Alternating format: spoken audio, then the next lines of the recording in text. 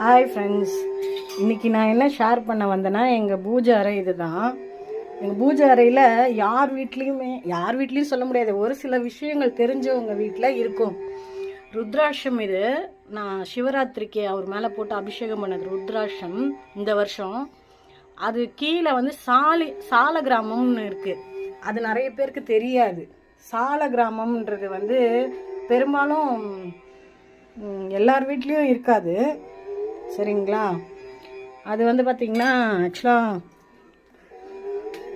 அந்த சால கிராமம் வந்து நீங்கள் பார்க்கணுன்னு ஆசைப்பட்டால் அது திருப்பதி பெருமாள் கழுத்தில் மாலையாக இருக்கும்.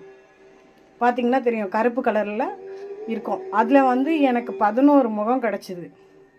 சால கிராமம்னா அதில் வந்து ஒவ்வொன்றும் ஒவ்வொரு முகம், கோபுரம் வடிவில், அப்புறம் வந்து குதிரை வடிவில், குதிரை முகம், அந்த மாதிரி ஒரு 11 முகம் இருக்குது, சரிங்களா? அது பெருமையாக சொல்லிக்குவேன். எனக்கு கிடச்சது ரொம்ப அதிர்ஷ்டம். நான் கொடுத்து வச்சவன், அதனால் எனக்கு கிடச்சிது, சரிங்களா? அது பேர் வந்து சால கிராமம். கிடைச்சா வாங்கி பூஜை அறையில் வைங்க, ரொம்ப விசேஷம், ஓகேவா? அதே மாதிரி நம்ம சோட்டானிக்கரை பகவதி அம்மனோட படம் கூட இருக்காது நிறைய பேர் வீட்டில். அதெல்லாம் வச்சிங்கன்னா ரொம்ப விசேஷம். இது கன்னியாகுமரியில் வாங்கினது. அதே மாதிரி தட்சிணாமூர்த்தி அவர் படம் வைங்க.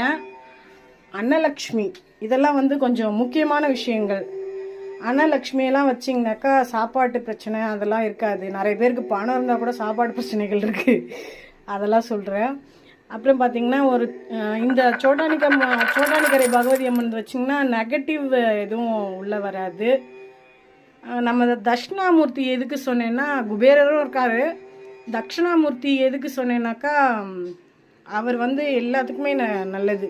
படிப்புக்கு, மெயினாக பணத்துக்கு அவரோட மந்திரம் சொல்லி டெய்லி அவரை கும்பிட்டுட்டு வந்தீங்கன்னா ரொம்ப விசேஷம். இது ராமர் பட்டாபிஷேகம் படம், அதே மாதிரி எல்லார் வீட்லேயும் வைங்க. விசேஷங்கள் சீக்கிரமாக கல்யாணம் ஆகாதவங்களுக்கு கல்யாணம் ஆகும்.